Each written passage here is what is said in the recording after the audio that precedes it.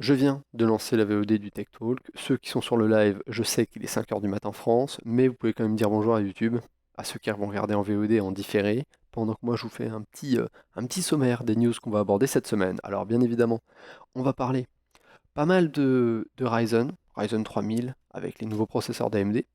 On va également parler un petit peu des cartes mères qui viennent avec, les X570, donc les nouveaux chipsets qui sortent. Ces cartes mères sont un petit peu plus chères que ce qu'on a l'habitude de voir de la part d'AMD, mais on va essayer de décortiquer un petit peu tout ça. Ensuite, on va parler de la nouvelle carte graphique de chez AMD, la RX 500, 570, non, RX 5700 XT Pro et la version anniversaire, qui a été un petit peu plus dévoilée lors de l'E3. Voilà, donc parce qu'en fait, ils l'ont présenté lors d'une conférence avant l'E3, lors du Computex, mais lors de l'E3, là, ils ont montré un petit peu des benchmarks, etc. Ils ont fait des tests in-game et tout, donc on a eu une meilleure idée des performances, on va dire. Ensuite, on va parler de la réponse de Nvidia contre ces cartes graphiques d'AMD, contre les nouvelles RX 5700. Nvidia a déjà un truc de prévu pour répondre à ça et pour contrer les cartes graphiques d'AMD. Ensuite, on va parler un petit peu vite fait de l'E3, très brièvement surtout, du projet Scarlett de chez Xbox, parce que c'est la prochaine console de Microsoft qui va faire suite à la Xbox One.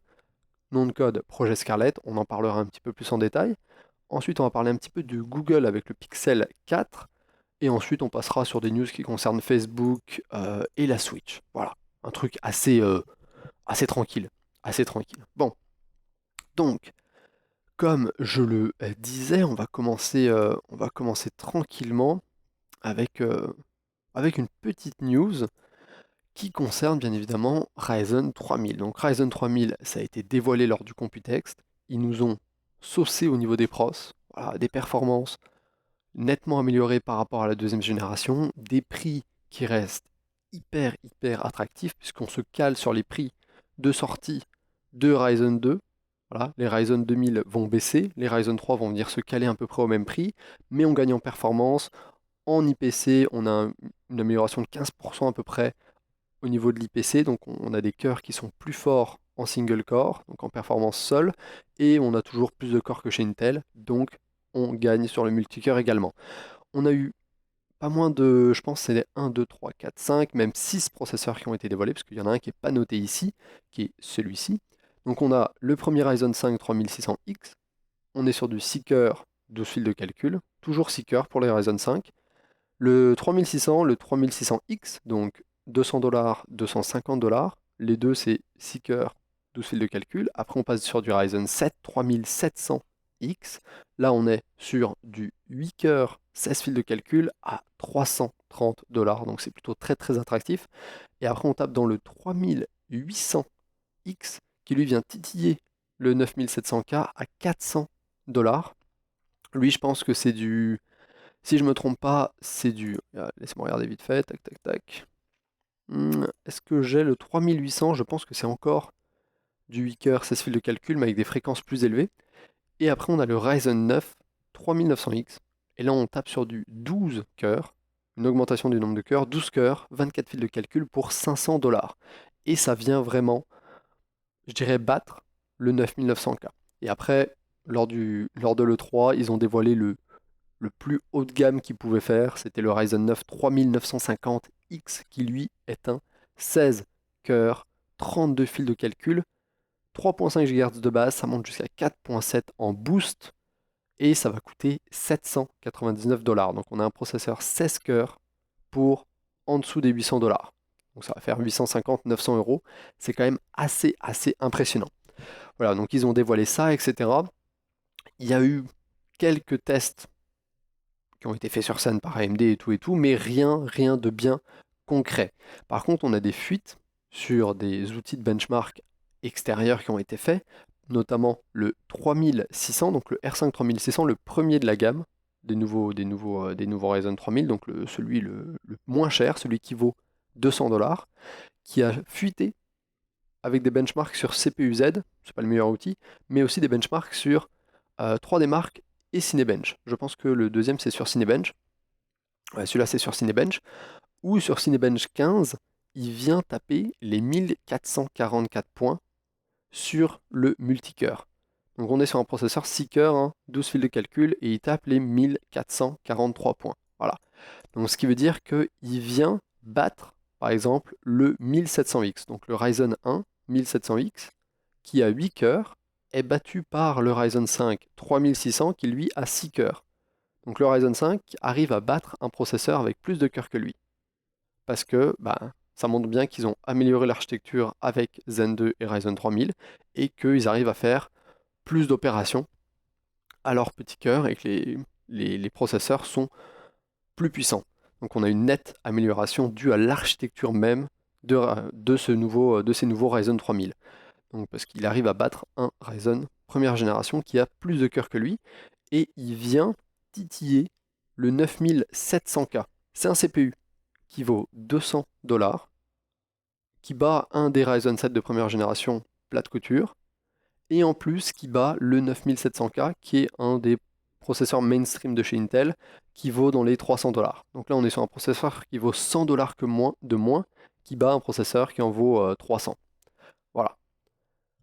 Ensuite, autre news bien évidemment, toujours qui concerne AMD, c'est pas le seul processeur à avoir leak, à avoir eu des benchmarks qui ont leak. On a également le Ryzen 7 3800X, qui a eu quelques benchmarks qui ont leak, notamment sur Geekbench, et on peut voir qui défonce le 9900K en multi-thread, donc en performance multi-cœur. En single cœur, bien évidemment, le 9900K reste encore devant, et on peut voir qu'on a une amélioration quand même due à l'architecture par rapport au 2700X. Vous voyez là, ça c'est le score Geekbench en single cœur.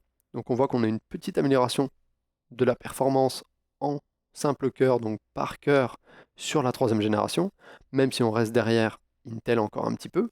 Par contre, comme on est sur un processeur qui a le 3800, je pense il a 8 cœurs, oui il a 8 cœurs, hein. 3800, toc toc, 3800, 8 cœurs, 16 fils de calcul. Donc il a techniquement le même nombre de cœurs que le 9900K, et pourtant il explose en multicœur, en performance multicœur. Ça, c'est la beauté d'AMD qui arrive en force avec les Ryzen 3000, c'est assez hallucinant. C'est hallucinant. Et encore une fois, c'est un processeur qui coûte bien moins cher que le 9900K. C'est-à-dire que le 3800X, là, il coûte 400$ US, alors que le prix du 9900K, c'était 550 US. Donc 150$ de plus pour le 9900K, alors qu'il se fait battre par le 3800X. Voilà, moi je suis bluffé par les performances de ces Ryzen. Bon, bien évidemment, qui dit Ryzen 3000 dit nouveau chipset et nouvelle carte mère, même si c'est rétrocompatible avec pas mal des chipsets des première et deuxième génération. AMD a forcément sorti un nouveau chipset. Pour l'instant, le seul chipset disponible de la nouvelle génération, on va dire que c'est les X570. Ils n'ont pas encore dévoilé les chipsets B550 ou les A520, qui sont les chipsets un peu plus entrée de gamme généralement. Là, pour l'instant, il n'y a que le chipset haut de gamme qui a été dévoilé, qui est le X570, et on a pas mal de cartes mères qui ont été dévoilées avec ça. Vraiment, on a une grosse line-up de cartes mères parmi tous les fabricants, Asus, Gigabyte, MSI, etc. Ils ont tous dévoilé moult cartes mères sur toutes les gammes, c'est-à-dire que chez Asus, on va avoir de la Asus Republic of Gamer sous toutes ses formes, on va avoir la TUF, on va avoir les Asus Prime, on va avoir les trucs comme ça. Chez MSI, on va avoir les Carbon, les Pro Carbon, les Edge AC et tout et tout. Plein de cartes mères. Ce qui est sûr, c'est que c'est des cartes mères qui sont assez haut de gamme. Les prix commencent assez haut parce que les cartes ont beaucoup de fonctionnalités différentes, parce que les nouveaux processeurs Ryzen et le nouveau chipset apportent vraiment un nouveau lot de fonctionnalités. On a beaucoup plus de lignes PCI Express. On a du PCI Express 4.0, nouvelle norme PCI Express. Alors forcément, les cartes mères sont un petit peu plus chères. On a plus de ports USB-C, plus de ports SATA, plus de ports USB 3.0, 3.1. On a des vitesses de stockage qui sont plus rapides, des barrettes de RAM qui sont supportées, qui sont plus hautes. On peut monter plus haut en fréquence de RAM sur les cartes mères et avec les processeurs. Donc on a pas mal de choses en plus qui sont mieux supportées. Souvent plus de slots M.2, etc., etc. Vraiment, c'est un truc qui est, on va dire, qui a été vu, c'est que les cartes mères en X570 sont des cartes mères plus haut de gamme que les cartes mères qu'on avait en X470 ou X370. Là, on est sur un niveau au-dessus en termes de fonctionnalité et de, on va dire, de connectique sur ces cartes mères-là. Notamment la VRM, donc tout ce qui est l'alimentation des processeurs, comme les Ryzen 3000 consomment un petit peu plus que les Ryzen 2000, et bien tout ce qui est alimentation du processeur, on a des composants qui sont de meilleure qualité. Vous le voyez, on commence à avoir des cartes mères sur lesquelles on a des petits ventilateurs, parce qu'avoir toutes ces fonctionnalités et tout ces connectiques, ben, le chipset va chauffer certainement un petit peu plus sur la carte mère. Donc les fabricants ont recommencé à mettre des ventilateurs sur les chipsets pour être sûr que la carte mère reste froide, fraîche et que ça fonctionne bien. Donc voilà, pas mal de raisons qui font que ces petites cartes mères, là, ces petites X570 vont pas être données. Vont pas être données. La gravure en 7 nanomètres, le TDP de 105 watts, etc., etc., ça fait qu'il y a toute une panoplie de trucs qui fait que les cartes mères doivent être plus haut de gamme pour supporter ces nouveaux Ryzen 3000. Et ça vient avec tout un tas d'autres fonctionnalités. Voilà, voilà. Également, oui, voilà, les gens qui disent le mec de chez MSI qui dit que les cartes mères en X570 ne seront pas bon marché, notamment parce que ben, il faut faire des cartes mères qui puissent soutenir des processeurs qui ont jusqu'à 12 cœurs, voire même 16 cœurs, si jamais tu veux mettre un 3950X. Donc il faut faire des cartes mères qui, d'un point de vue puissance, alimentation, etc., soutiennent 16 cœurs. Il faut avoir des cartes mères qui ont du PCI Express 4.0, qui supportent 40 lignes de PCI Express, etc., etc. Donc plein de petits trucs qui font que les cartes mères sont généralement de 20 à 30 euros plus chères que ce qui se faisait en X470 ou X370. Donc attendez-vous, si jamais vous cherchez des cartes mères en X570, ça va vous coûter 20, 30, 40 euros de plus qu'une carte mère en X470. Voilà, il y a beaucoup de choses qui justifient ça et on a des cartes mères qui du coup commencent à 180. Le prix médian des cartes mères, je pense qu'il disait qu'il était plus haut que le prix médian des cartes mères en X470 ou en Z390 de chez Intel. Voilà, aux alentours des 200 $ à mon avis, pour le prix à peu près moyen. Bon, on va continuer un petit peu avec le 3, ce qui s'est passé à l'E3 dans le sens d'un point de vue hardware, hein. Bien évidemment, on a parlé des jeux lors du précédent live. Donc à l'E3, AMD en a profité pour parler de sa nouvelle carte graphique, parce que ils ont présenté leur processeur lors du Computex. C'était la meilleure place. Ils ont introduit le fait qu'ils allaient sortir une nouvelle carte qui était la RX 5700 XT et la RX 5700 tout court, mais ils n'ont pas vraiment montré de benchmark, etc. Ils ont fait une petite présentation un petit peu plus formelle en montrant les spécificités des cartes. Là, lors de l'E3, quelle meilleure place que l'E3 pour faire des benchmarks en jeu et montrer les performances de la carte graphique, de leur nouvelle carte graphique sur des jeux. Donc, ils en ont profité pour avoir une petite conférence et montrer ce que ces deux nouvelles cartes avaient dans le cœur, ou plutôt dans le ventre. Ils ont reparlé des spécificités, etc. Donc, c'est basé, bien évidemment, sur une gravure en 7 nanomètres. C'est de la GDDR6, c'est du PCI 4.0, donc c'est la première carte graphique en PCI 4.0. Et bon, il y a deux trois technologies qu'ils introduisent en plus, comme le Radeon Media Engine, qui permet d'améliorer l'encodage et le décodage de flux vidéo, et également des trucs comme le Display Engine qu'ils utilisent également pour faire des meilleures compressions, etc. Améliorer peut-être un petit peu l'image du jeu et tout et tout. Là où ça devient aussi intéressant, c'est qu'ils ont également parlé de leur vision pour le ray tracing. À l'heure actuelle, sur les cartes qui sortent cette année, donc sur les RX 5700 et 5700 XT, on est à ce niveau-là. On est sur une architecture qui est qualifiée d'hybride entre l'ancienne architecture en GCN de chez AMD et la nouvelle architecture qui est le Radeon DNA ou RDNA. Donc Radeon DNA pour ADN Radeon, quoi. Ça c'est le nouveau label de l'architecture. Donc on est à peu près sur on est sur ce palier-là. Donc pour l'instant, le ray tracing, ça va rester d'un point de vue sur des shaders précompilés, etc. pour les créateurs et pour les professionnels. lors de la prochaine génération de cartes graphiques de chez AMD, donc celle qui va sortir certainement en 2020, on sera totalement sur la nouvelle architecture qui est le RDNA, et là, le ray tracing sera supporté de manière hardware, donc de manière au niveau des composants, au niveau du matériel, il y aura une accélération matérielle pour le ray tracing. Ils n'ont pas appelé ça ray tracing, ils ont appelé ça pour les effets visuels de lumière et d'éclairage. Donc à la même manière que Nvidia fait le RTX et les cartes RTX avec des composants dédiés pour le ray tracing sur leurs cartes, AMD, lors de sa prochaine génération de cartes graphiques, va implémenter la même chose. On aura de l'accélération matérielle pour le ray tracing, donc on aura des cartes qui auront des composants dédiés pour traiter le ray tracing.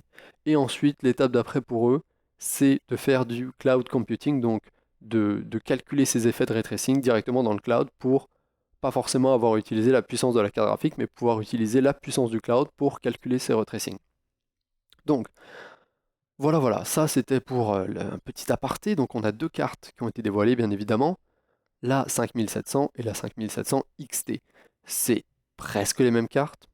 On a le même nombre d'unités de calcul, le même nombre d'unités de texture, le même nombre de cœurs, etc. sur les deux cartes. La grosse différence vient au niveau des fréquences. Et non, excusez-moi, on n'a pas le même nombre de cœurs tout à fait, ni même le nombre d'unités de calcul. La 5700 en a 36 pour 2300 cœurs, 2304 pour être exact, alors que la XT en a 40 unités de calcul pour 2560 cœurs. Donc on a quoi 10% en plus au niveau de la 57 XT. Voilà, donc elle est un petit peu plus puissante. Là où on a commencé à parler, c'est qu'ils ont montré des benchmarks sur des jeux, ou en tout cas des graphiques de benchmark sur des jeux, pour montrer les performances de la 5700 XT face à la RTX 2070 et les performances de la 5700 face à la RTX 2060. Et là, c'était plutôt intéressant. Bon, bien évidemment, ça à prendre avec un grain de sel parce que c'est des benchmarks qui ont été faits par AMD. C'est pas des trucs indépendants, etc. C'est des benchmarks qui ont été faits par AMD et ces graphiques ont été faits par AMD.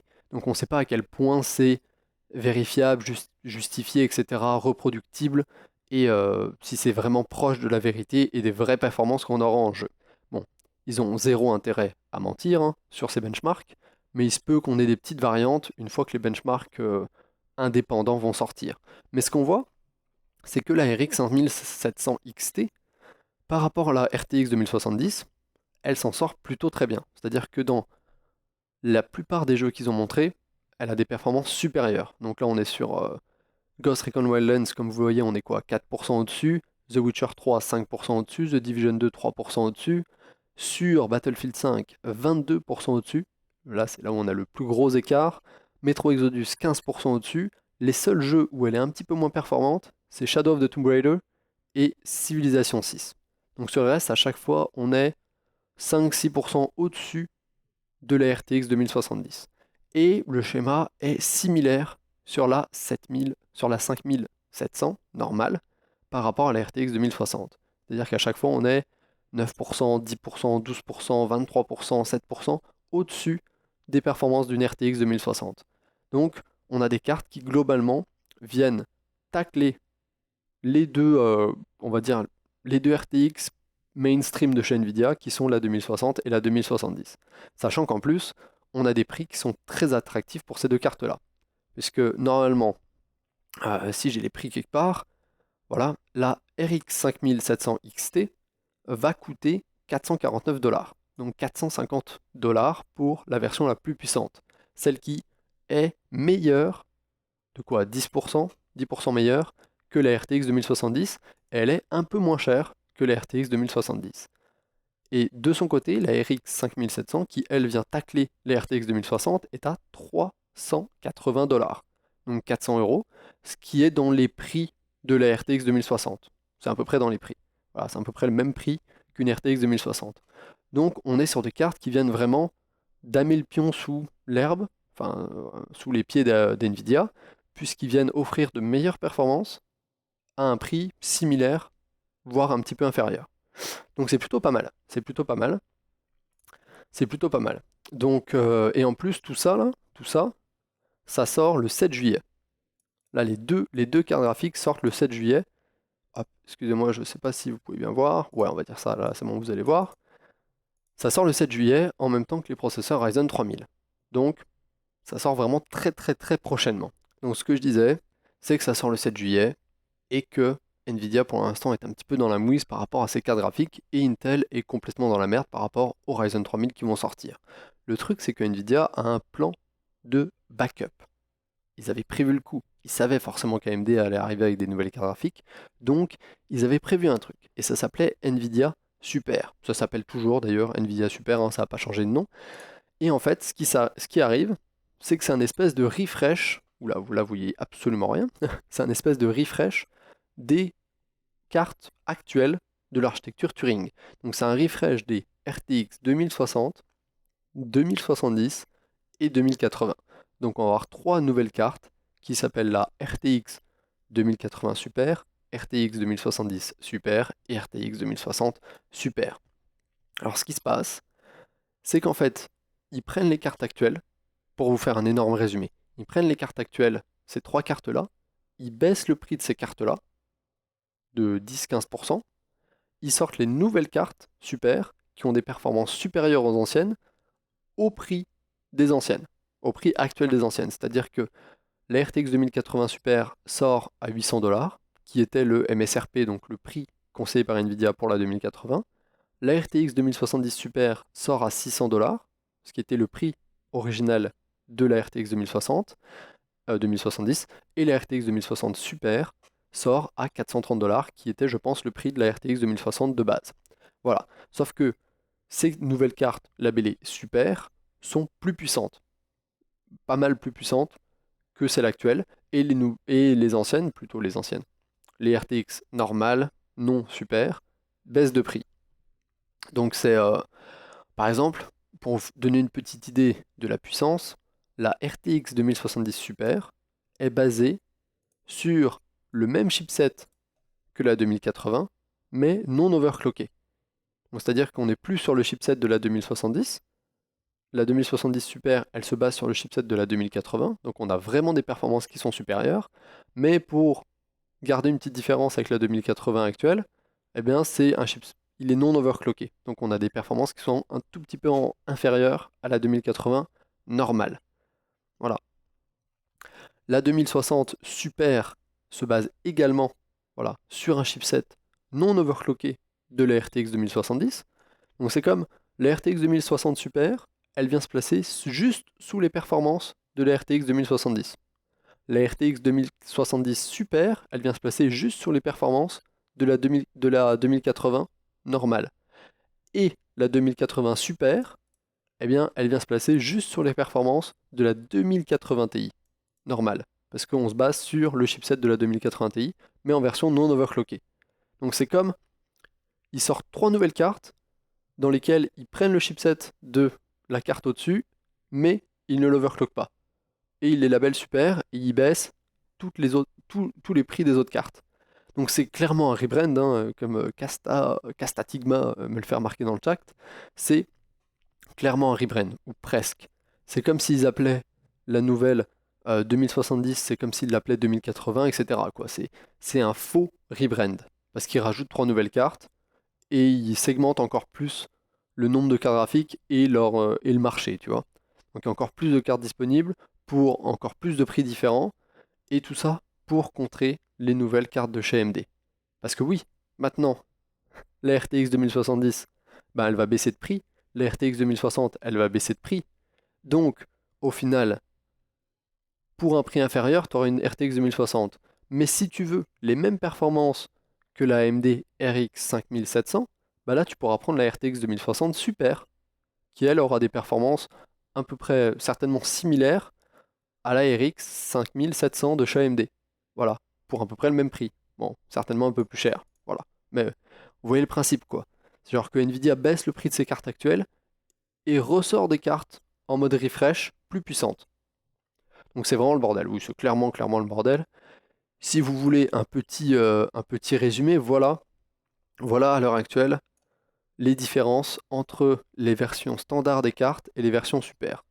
Donc, comme vous le voyez, là on passe, la RTX 2060 Super se base sur le même chipset que la RTX 2070, le TU106 400, alors que la RTX 2060 de base, c'est le TU106 200.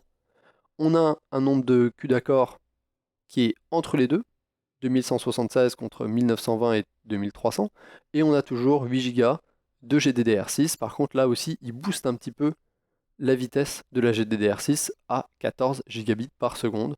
Non, il la bouge juste sur la RTX 2080. Ok. La RTX 2070 Super, eh bien, elle se base sur un dérivé du chipset de la RTX 2080, TU104, TU104, un nombre de Q d'accord à 2560, donc on est un petit peu au-dessus de la RTX 2070, mais en dessous de la RTX 2080. Voilà, il ne faudrait pas non plus faire de l'ombre à la RTX 2080. On se base sur les mêmes chipsets, mais on a quand même moins de Q d'accord. Voilà. Et ensuite, la RTX 2080 Super, on se base sur une variante du chipset de la 2080 Ti, et on a un nombre de Q d'accord un petit peu inférieur, mais quand même supérieur à la 2080, et on a surtout une vitesse au niveau de la mémoire qui est supérieure. On passe de 14 gigabits par seconde à 16. Donc, c'est clairement un espèce de faux rebrand. Mais ils appellent ça un refresh, ils donnent des nouveaux noms, Nvidia Super et tout et tout et tout. Voilà. Bon, ça vient juste pour contrer AMD. C'est le seul point, le seul but, le seul objectif d'existence de ces nouvelles cartes, c'est contrer les deux AMD RX 5700 et 5700 XT que sortent le géant rouge. Voilà, c'est si AMD n'avait sorti aucune carte graphique, certainement on n'aurait jamais vu ces RTX super, parce qu'il n'y aurait eu aucune utilité à les sortir. Il n'y aurait eu aucune utilité à baisser les prix des RTX actuels pour concurrencer AMD. Non, Nvidia aurait laissé sa gamme telle qu'elle était. Voilà. Bon, et tout ça, ça se lance, ça va se lancer prochainement, notamment début juillet, on est censé avoir le début du lancement des RTX 2060, 2070 et 2080 Super. Donc un lancement assez doux. Le vrai lancement devrait être autour du 9 juillet pour les 2060 et 2070. Et la 2080 Super devrait arriver en stock dans les magasins plus vers fin juillet, donc vers le 23 voire 30 juillet, donc plutôt vers fin juillet. On a donc du coup les premières cartes RTX 2060, 2070 Super qui vont arriver à partir du 9 et la 2080 qui viendra plus à la fin du mois de juillet. Voilà. Bon, quoi d'autre alors, la news suivante concerne une démo qui a été faite lors de l'E3 2019, une démo d'un jeu plus précisément, et ce jeu c'est certainement le jeu qui a le plus hypé de monde lors de l'E3 2019. On parle bien évidemment de Cyberpunk 2077. Alors, il y avait une démo qui a été vue par les journalistes, qui sera dévoilée fin août au grand public, donc une espèce de démo de gameplay, comme ils avaient dévoilé lors de la Gamescom l'année dernière, une démo de 45 minutes de gameplay. Eh bien là, les journalistes ont pu voir en exclusivité à nouveau du gameplay, une petite démo, je pense, de 15-20 minutes de gameplay en off. Donc ça n'a pas été diffusé sur Internet du tout, et les journalistes n'ont pas vraiment le droit de montrer la démo, ils ont juste le droit de parler des impressions qu'ils ont eues lors de la démo. La démo en elle-même, c'est pas une démo jouable, hein, c'est juste une vidéo de gameplay en gros va être dévoilé au public fin août. Eh bien, il y a beaucoup de gens qui se demandaient quelle config faisait tourner cette démo-là, et il s'avère que la démo de CD Projekt pour Cyberpunk 2077 tournait quand même sur un gros PC. Donc apparemment, à l'intérieur, pour faire tourner la démo correctement, il y avait un i7 8700K, 6 cœurs, 2 fils de calcul, jusque-là ça va, hein. Au niveau du processeur, on est assez correct, c'est quand même un i7, oui, c'est un gros pros, mais je veux dire, ils auraient pu mettre un 9900K, etc., etc. Ils avaient 32 Go de RAM, cadencé à 3000 MHz, donc de la RAM de chez G-Skill. Tout ça posé sur une carte mère de chez Asus, la Z370i. Ils avaient un SSD de 512 Go, 600 watts d'alimentation, et au niveau de la carte graphique, eh bien, ils avaient une Titan RTX. Donc ils n'avaient même pas une RTX 2080 Ti, non, non, ils avaient encore plus puissant, ils avaient la Titan RTX, donc ce qui se fait de plus puissant en termes de carte graphique à l'heure actuelle. Donc on est quand même sur une carte qui a 4608 Q d'accord et 72 RT cœur, ce qui est quand même un peu devant la 2080 Ti, qui elle en a que 400, 4352 et 68 RT cœur. Donc on est sur ce qui se fait de mieux au niveau de carte graphique, et c'est sur ça que la démo tournait. Certainement qu'ils vont mieux optimiser le jeu, certainement qu'ils vont peut-être baisser 2-3 settings graphiques pour que ce soit un petit peu moins gourmand, etc.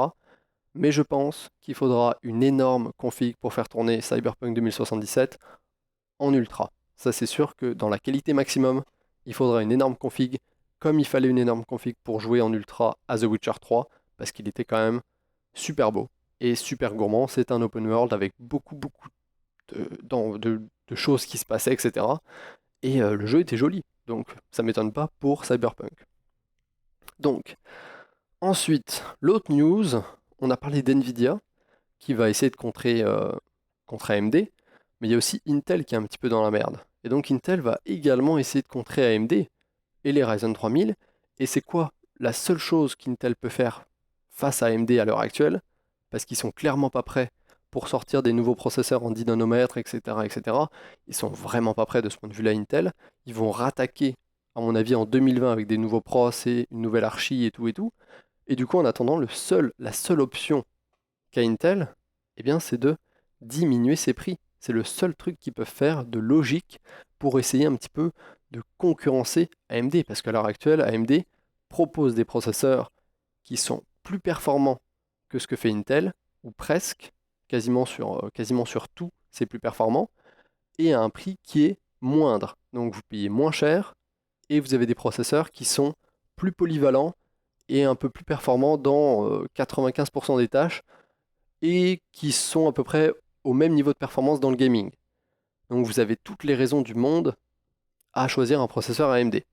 Et donc Intel, la seule réponse qu'ils ont face à ça, c'est on va diminuer les prix de nos processeurs, et on pourrait avoir une diminution qui va jusqu'à 15% du prix. C'est-à-dire que le 9900K qui coûte à l'heure actuelle 530 €, il faut qu'il vienne concurrencer le 3900X et le 3800X, surtout le 3800X qui coûte lui 400 €.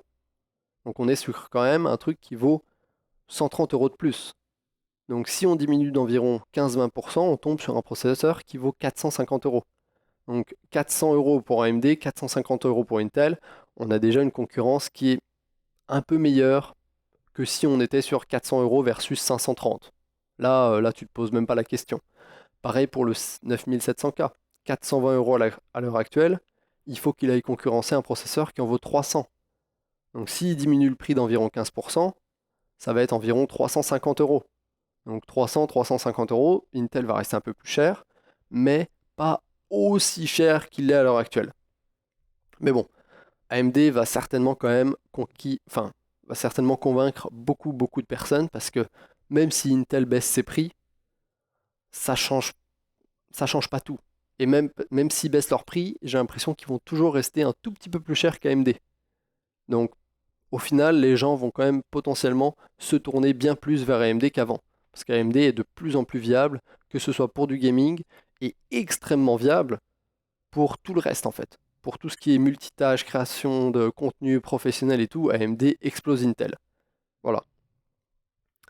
Bon, ensuite, de quoi on peut parler? Ah oui, on va parler du projet Xbox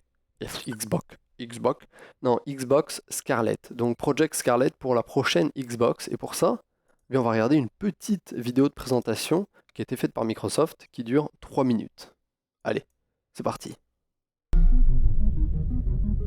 When we think about the future of gaming, it's not just PC, it's not just console, it's not just mobile. It's really all of the above. Xbox is all about choice. We're investing in technology all throughout the game stack. We put the fan at the center of every decision we make. The games you want with the people you want on the devices that you want. And for us, that starts with our next generation console.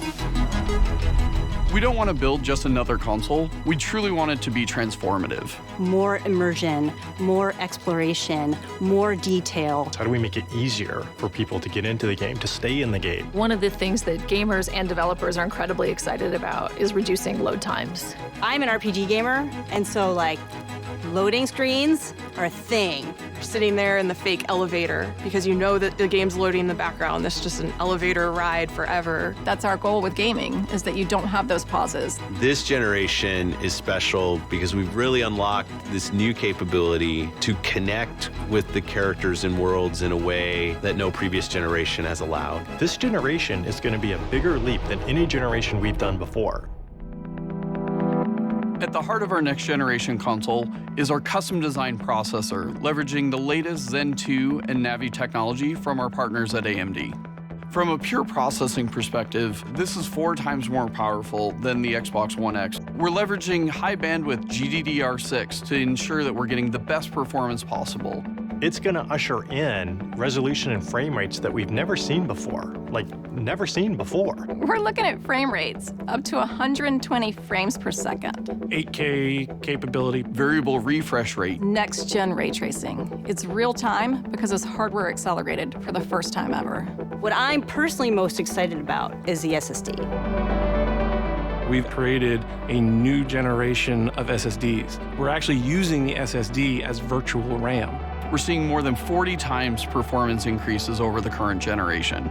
The combination of the SoC and the solid-state drive are really what gives you a totally new experience. Now we can take all of that power and apply it back into the scene, so we can actually generate more life in that world and bring it to the gamer in a seamless way. So that then you're fully experiencing what the game developer wants you to experience. When you can move through worlds without waiting for screens to load, that speed, that performance is what the next generation is about. This is the most immersive console experience ever. What we really want to do is give developers the power to build the game they've always envisioned. We have hundreds of people across both our first-party studios as well as our third-party studios working on those next-generation experiences today. There's an amazing commitment to content at Xbox Game Studios. There's 13 studios, 7 in the last year. That's a big family. At 343, for us, it's always about more seamless worlds. With the next generation, we can bring the world to life in a way we've never experienced Halo before. We're delivering 4 generations of content better than you've ever seen them before.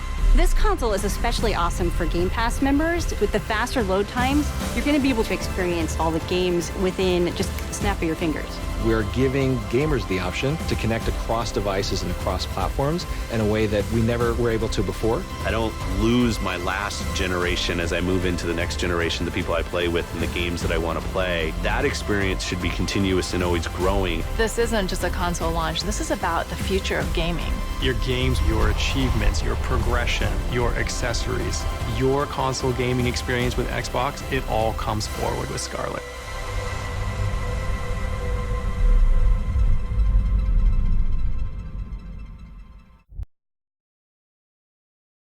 Et voilà, Project Scarlett. Donc il y a beaucoup de choses qui sont dites dans cette vidéo. Je vais commencer juste par la fin, quand ils disent que tout le futur du jeu vidéo commence et avance avec Project Scarlett, que ta progression, que tous tes achievements, que tes jeux sur Xbox, ça s'arrête pas aux anciennes générations, et que quand tu passes à la nouvelle génération, tu n'abandonnes pas le reste. Alors en fait, en parlant de ça, ils parlent du fait que ils veulent que toutes leurs consoles soient comme rétro-compatibles. C'est-à-dire que tu joues à un jeu sur Xbox One, tu achètes la Xbox Scarlett, tu as le Xbox Game Pass, tu joues à des jeux sur ta Xbox One avec le Xbox Game Pass, eh bien, tu achètes la nouvelle console Xbox, tu pourras jouer à ces mêmes jeux que tu jouais sur ta Xbox One, retrouver ta même progression, retrouver tes sauvegardes, retrouver tes achievements, etc., etc., et jouer exactement au même jeu avec toujours le Xbox Game Pass par exemple. Et également tu pourras jouer sur PC à ces jeux-là avec le Xbox Game Pass, alors que tu as joué sur Xbox One, ta sauvegarde sera dans le cloud et tu pourras reprendre ta partie sur PC, etc., etc. Donc c'est pour ça qu'ils disent que c'est comme une continuité. C'est pas comme t'abandonnes l'ancienne génération pour aller sur la nouvelle. Je pense que aussi ils veulent amener le fait qu'il y aura des jeux qui sortiront sur Xbox Scarlett, on va l'appeler comme ça, et sur Xbox One, qui seront sortis sur les deux. Par exemple des jeux multi qui sortiront sur les deux. Et ils veulent que peut-être ce soit cross-platform entre les deux. Que genre les joueurs sur Xbox One en multi jouent avec les joueurs sur Scarlett, jouent avec les joueurs sur PC. Par exemple sur Sea of Thieves ou n'importe quoi. Que les 3 plateformes puissent jouer ensemble. Que les joueurs des 3 plateformes puissent jouer ensemble. Comme ça, tu n'as pas besoin que tous tes amis et la nouvelle Xbox si tu veux jouer à tel jeu ou tel jeu avec eux. Ils peuvent l'avoir sur Xbox One, et toi tu peux l'avoir sur la nouvelle Xbox Scarlett, et vous pouvez quand même jouer ensemble. Donc il y a plein de petits trucs comme ça qui ont été dits. Il y a aussi beaucoup de choses qui ont été dites au niveau des caractéristiques. Alors je sais que vous êtes un petit peu tatillon sur les caractéristiques, on va dire, que vous n'êtes pas forcément d'accord avec ce qui a été dit, etc. Mais j'aimerais revenir sur les phrases qui disent, on va dire, dans cette vidéo. Pas, on va dire phrase par phrase. Ils parlent du fait que on va avoir des framerates qu'on n'a jamais vus. C'est bien. Ils disent qu'il y a une madame qui dit on va avoir jusqu'à 120 FPS. Elle dit ça dans une phrase. Elle dit on parle de 120 images par seconde. Elle ne précise pas la résolution, aucunement, ni la qualité. Donc on dit qu'on peut avoir des framerates qui vont jusqu'à 120 images par seconde. Ça ne veut pas dire qu'on sera en 4K, ça ne veut pas dire qu'on sera en 8K, ça ne veut pas dire qu'on sera en 1080p, ça ne veut pas dire qu'on sera en 1440p. Ils ne précisent pas ça. On peut spéculer sur la résolution, mais ils disent juste que la console sera capable de sortir 120 images par seconde. Donc ça veut dire que peut-être en 1080p, certains jeux seront faits pour tourner en 1080p à 120 images par seconde. Comme par exemple des jeux compétitifs, Overwatch sur console, d'autres jeux comme ça multijoueurs qui sont très réactifs, où tu as besoin d'avoir des temps de réaction assez rapides, etc. et où c'est plus agréable d'avoir un taux d'image par seconde très élevé. Peut-être que ces jeux-là seront faits pour tourner en 1080p, mais en 120 fps. Et la console sera capable de tenir les 120 fps, ce qui est déjà bien pour une console, parce qu'à l'heure actuelle, aucune console sort du 120 images par seconde. Voilà, mais peut-être que sur des jeux un peu plus solo, des jeux qui sont plus contemplatifs, avec une histoire, avec un environnement magnifique, etc., qui vont être plus gourmands en performance également, peut-être que là, ils se diront, ok, on va faire ce jeu en 4K, parce qu'il sera magnifique, parce que c'est un jeu solo où la latence est un petit peu moins importante. Tu peux, si tu as un peu moins d'images par seconde, c'est pas très grave, parce que tu n'as pas besoin d'être autant réactif. Mais par contre, comme le monde est genre magnifique, c'est mieux de jouer à ce jeu-là en 4K. Et genre, ils vont sortir ce jeu-là en 4K, et peut-être qu'en 4K, ça sera du 30, 45, 60 FPS, mais pas du 120. Parce que la console ne pourra pas faire du 120 en 4K. Mais ça sera de la 4K, peut-être 30, 40, 50, 60 FPS. Whatever. Donc c'est ça. Le truc, c'est qu'ils disent jamais on va faire de la 8K en 120 FPS. Ils disent jamais on va faire de la 4K en 120 FPS. Là, la madame, elle a juste dit on peut faire jusqu'à 120 images par seconde. Ensuite, il y a un autre mec qui dit on a la capacité de faire de la 8K. Il dit pas si on fait de la 8K en jeu, si on fait de la 8K hors jeu, etc. Il dit juste la console peut sortir de la 8K. Et comme la console va avoir un lecteur CD, donc un lecteur Blu-ray, ça peut être pour des films qui vont être en 8K, des Blu-ray qui seront gravés en 8K, et la console sera capable de sortir cette sortie vidéo en 8K sur ta télé 8K. Mais elle sera en aucun cas capable de faire tourner les jeux en 8K. Ça, je peux vous le dire. La prochaine Xbox ou la prochaine PS5 ne fera tourner aucun jeu en 8K. C'est pas parce qu'ils disent que c'est capable de faire de la 8K que les jeux vont tourner en 8K. Non, non, loin de là. Ça veut juste dire que la console a la capacité de fournir une sortie vidéo en résolution 8K. Ça peut être pour du Netflix, pour du lecteur Blu-ray qui sort en 8K, etc., etc. Faut pas les encourager dans leur connerie. Non, faut pas les encourager, mais c'est du marketing. Donc ils choisissent leurs mots dans les vidéos et dans la façon dont ils présentent les choses. Ils disent également que la RAM sera en GDDR6, ça c'est plutôt pas mal, ça veut dire qu'on a de la mémoire vidéo qui est assez rapide. Ils disent qu'on va avoir du ray tracing accéléré matériellement et que ça va être basé sur Zen 2 et Navi. Donc ce qui montre bien ce qu'on disait avant avec AMD, que la prochaine génération de cartes graphiques de chez AMD, celle qui va complètement être en architecture RDNA, eh bien, va avoir de l'accélération matérielle pour le ray tracing et pour les effets de lumière. Eh bien, il semblerait que les consoles du coup, qui vont utiliser cette architecture Navi vont également profiter de cette accélération matérielle pour le ray tracing et que c'est comme ça que les consoles pourront faire du ray tracing en temps réel. Donc voilà, des petits trucs comme ça. Il y aura également, bon, comme je disais, un lecteur Blu-ray. Ils disent aussi que ça va être basé sur, au niveau du processeur, Zen 2, donc du Ryzen 3000, un dérivé de Ryzen 3000. Et une autre chose qu'ils disent, c'est au niveau du stockage, où ils passent sur un SSD ce qui permet d'aller vraiment, vraiment, vraiment, vraiment plus vite au niveau des temps de chargement. Donc le SSD, je pense que ça va être un SSD en M.2 NVMe, donc un truc qui est très rapide, ce qui permet de diminuer par 4, 5, voire même plus les temps de chargement. Il y avait une démo qui avait été sortie où Spider-Man, le jeu, The Amazing Spider-Man, mettait genre 1 seconde à charger sur le dev kit de la nouvelle Xbox, de la nouvelle PS5, contre 30 ou 40 secondes sur la PS4 Pro actuelle. Donc des temps de chargement qui vont devenir, pas inexistants, mais drastiquement plus courts. Voilà. Voilà. Donc beaucoup de choses qui ont été dites sur cette nouvelle console. Et également le prix a été un petit peu deviné par des insiders qui serait certainement autour des 399-499 euros. Donc entre 399 et 499. Il semblerait que Microsoft ne veuille pas dépasser la barre des 500 euros. Et donc, parce qu'ils ont vu qu'avec la Xbox One X, 500 euros c'était vraiment la limite que les gens voulaient mettre dans une console. Donc je pense qu'ils vont essayer de garder la prochaine console sous la barre des 500 euros et certainement la sortir à 499 euros. C'était déjà pas possible de changer un HDD de console par un SSD. Si, c'était certainement possible pour améliorer les temps de chargement. Ça devait être largement possible. Mais là, c'est encore un SSD qui est encore plus rapide. Vraiment plus rapide. Parce qu'à la limite, tu pouvais changer le HDD pour mettre un SSD en SATA. Ce qui était plus rapide, mais ce qui n'était pas le plus rapide. Alors que là, si on est sur du NVMe en M.2, ça va être norme PCI Express, ça va être vraiment, vraiment, vraiment très, très rapide par rapport aux anciens disques durs. Donc voilà. À mon avis, c'est aussi annoncé pour fin 2020. Donc ça va être Noël 2020. C'est à ces moments-là qu'on attend la prochaine Xbox et également la prochaine PlayStation 5. Donc pour fin 2020. Et ils disent que c'est environ 4 fois plus puissant que la Xbox One X.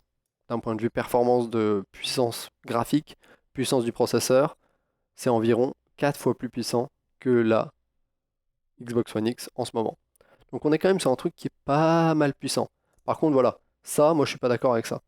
Je suis pas d'accord avec ce qu'ils disent. 120 FPS en 8K, non. L'article, ils ont rien compris, je pense. Bon, on va parler un petit peu de Google. Google, ils ont teasé le Pixel 4. Il y avait beaucoup de rumeurs par rapport au Pixel 4 et ils se sont dit on va faire taire les rumeurs. On va directement teaser notre propre téléphone. On va créer un vrai leak, on va créer une vraie fuite.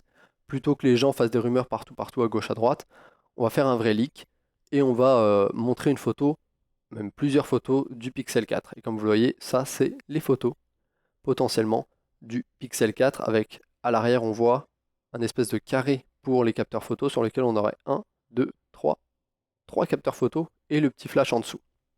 Regardez-moi ces petites images, voilà l'image complète, comme vous pouvez le voir, qui ressemble étrangement au leak du prochain iPhone qui a également un carré à l'arrière avec 1, 2, 3 capteurs photo plus le flash. On est essentiellement sur deux téléphones qui se ressemblent à peu près tous. Voilà.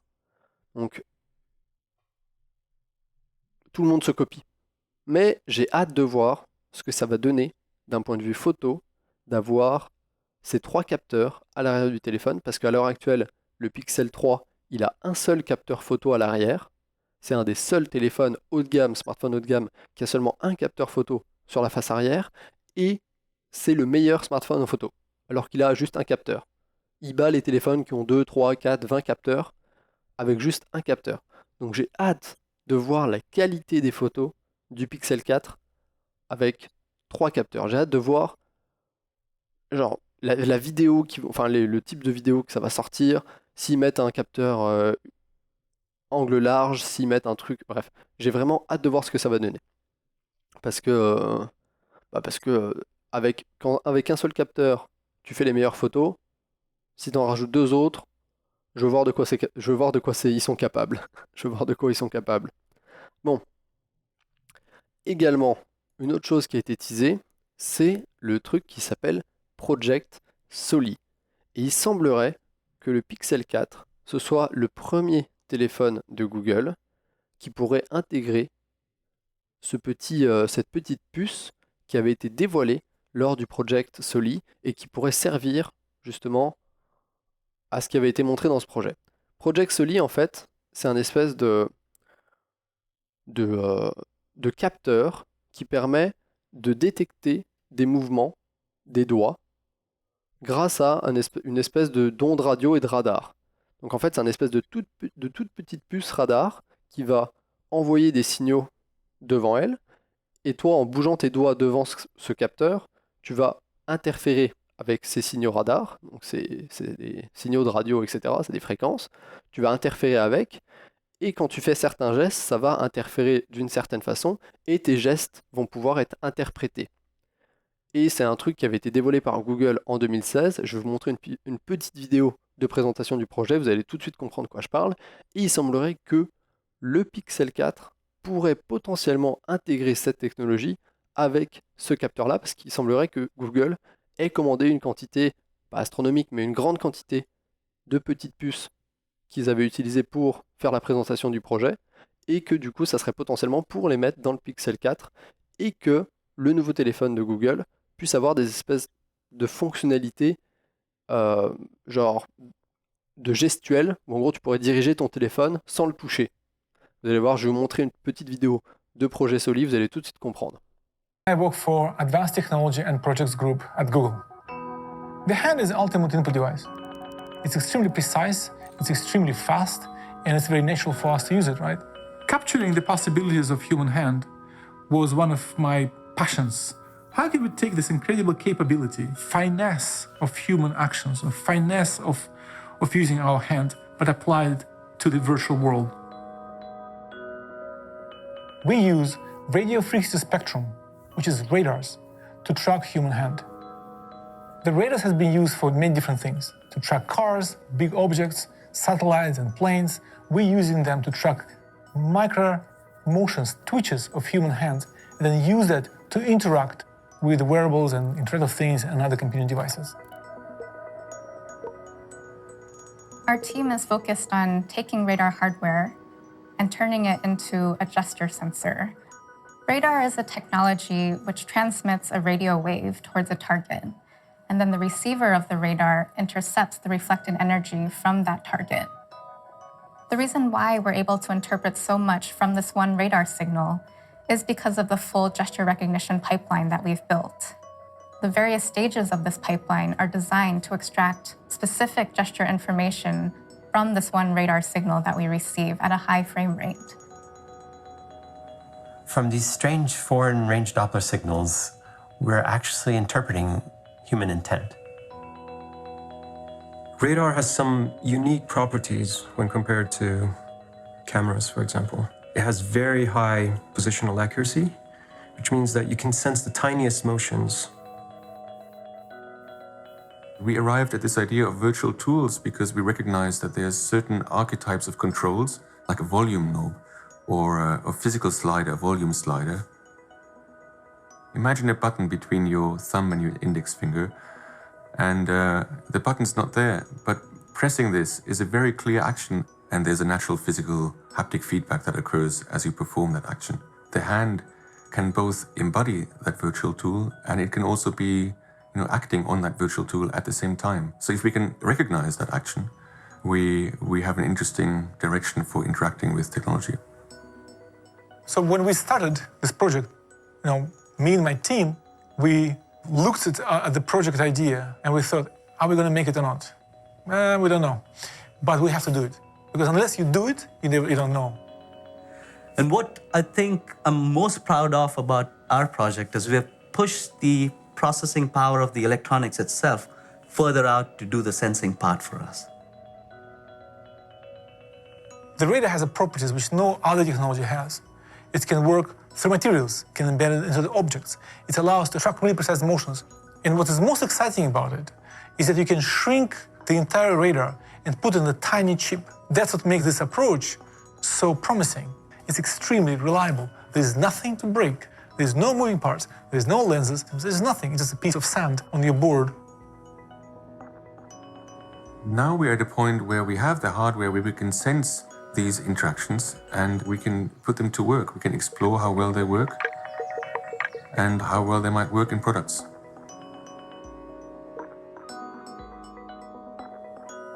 Blows your mind usually when you see things people do. And that's what I'm really looking forward to. I'm really looking forward to releasing this to the development community, and I really want them to be excited and motivated to do something cool with it, right? Voilà, donc une vidéo de présentation de Project Soli. Donc c'était ça, c'est un espèce du coup de puce qui émet des fréquences radio à très courte portée, et du coup toi, et ça va interpréter ce que tu fais, les mouvements que tu fais, donc même les plus petits mouvements, parce que c'est très très très précis, donc ça va capter même les plus petits mouvements. Et en fait, il part du principe qu'il y a plein de mouvements que tu fais avec tes mains pour régler des choses que tu peux faire comme ça, qui sont naturelles à faire, mais que tu pourrais faire comme si tu avais un objet virtuel. Ce qu'il disait, comme si tu avais une roue de volume sur une enceinte. Si tu fais ça, ça veut dire que tu as monté le volume. Si tu fais ça, ça veut dire que tu diminues le volume. Si tu fais ça, ça veut dire que tu as allumé. Si tu fais ça, ça veut dire que tu veux éteindre. Si tu veux te déplacer, tu peux faire ça, et ça veut dire que tu vas vouloir te déplacer genre sur un truc. Ou si tu fais par exemple ça, ça veut dire que tu te déplaces sur quelque chose, etc., etc. Ils veulent utiliser ça pour pouvoir contrôler par exemple un appareil sans forcément avoir des boutons physiques sur cet appareil-là et sans avoir à le toucher. Et il se pourrait, comme je disais, que le Pixel 4 soit le premier téléphone à utiliser cette technologie. Bien évidemment, c'est encore juste une rumeur, c'est une spéculation, mais apparemment, donc selon un rapport, il y a un site web donc, qui s'appelle 9to5 Google qui avait entendu que ces petits chips, ces petites puces, seraient intégrés dans le prochain Pixel 4. Donc j'ai hâte de voir leur présentation, et si c'est le cas, j'ai hâte de voir comment ils vont utiliser au final cette technologie avec un téléphone comme le Pixel 4, parce qu'on voit que maintenant les téléphones ont de moins en moins de boutons physiques. Tout se fait avec la gestuelle, comme sur l'iPhone XR, l'iPhone XS ou l'iPhone X, où ils ont enlevé le bouton Home, etc. Et du coup, tout se fait avec des gestes via l'écran. Donc tu swipes en haut vers l'écran, tu swipes à gauche, tu swipes depuis le bas à droite et tout et tout. Donc ça devient, parce que c'est aussi plus naturel juste avec des gestes. Mais si tu enlèves le besoin d'interaction physique en plus avec cet écran-là, genre si tu n'as même plus besoin de toucher ton écran pour faire ces trucs-là, tu peux genre poser ton téléphone quelque part et régler un truc, changer une musique sans avoir à prendre ton téléphone, changer le volume sans avoir à prendre ton téléphone, poser une vidéo sans avoir à prendre ton téléphone, etc., etc. Il y a plein de possibilités différentes. Donc j'ai un peu hâte de voir ce que ça va donner. Également, Facebook a lancé quelque chose que les gens ne s'attendaient pas trop. Ils ont lancé leur propre monnaie, donc leur propre cryptocurrency, donc leur propre monnaie virtuelle, on va dire, comme le Bitcoin, comme l'Ethereum, etc. C'est la première cryptocurrency lancée par une entreprise comme ça, comme Facebook, et ça s'appelle Libra. Libra, voilà. Alors, vous prenez ça comme vous voulez, mais personnellement, je suis convaincu à moins 20 000. Genre, vraiment à moins 20 000. Ils ont beau avoir des partenaires comme Visa, Mastercard, Uber et plein d'autres partenaires de l'industrie. Les gens, mais je ne suis pas le seul, il y a également eBay, Lyft, Spotify, qui sont genre des membres fondateurs de cette nouvelle monnaie, crypto-monnaie. Et bien même avec toutes ces grandes entreprises-là qui croient en cette technologie et en cette nouvelle monnaie Libra, les 3/4 des gens et les 3/4 des autres entreprises, etc., et même des investisseurs, des gens dans les finances, etc., sont vraiment, vraiment, vraiment pas convaincus. Genre vraiment pas convaincus. Il y a quasiment peu d'avantages par rapport au Bitcoin ou à d'autres monnaies, crypto-monnaies. Donc, je suis genre, yes, pourquoi pas. Mais personnellement, genre, ça m'intéresse absolument pas. Et enfin, la crypto m'intéresse, mais la monnaie de Facebook m'intéresse absolument pas. Et je trouve que j'ai pas du tout envie de passer par Facebook, connaissant leur antécédent avec la sécurité, etc., et les pratiques qu'ils ont. J'ai pas du tout envie d'investir et d'utiliser une monnaie faite par Facebook. Genre vraiment pas. Vraiment pas. Et je pense que je suis pas le seul. Et les gens sont plus en mode, on va attendre de voir comment ça se passe et si les gens en tirent profit, si ça évolue bien et tout, avant de l'utiliser.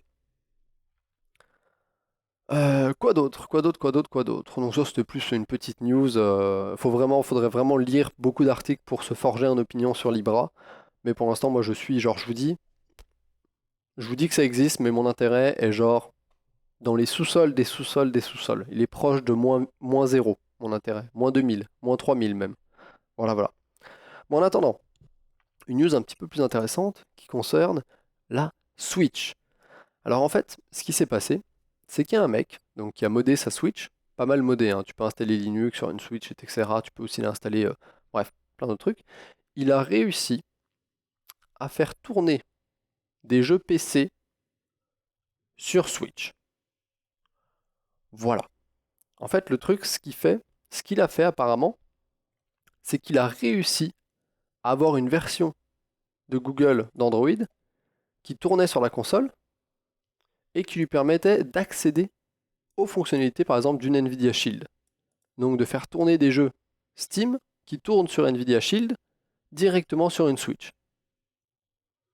On ne sait pas également comment il a réussi à activer ça. C'est pas hyper surprenant qu'il y avait des fonctionnalités de la Nvidia Shield qui puissent tourner sur Switch parce qu'ils utilisent le même chipset. Ils utilisent tous les deux un Nvidia Tegra X1, donc qui est le chipset de base sur laquelle la Switch tourne, donc qui comprend un processeur plus un processeur graphique, etc., etc.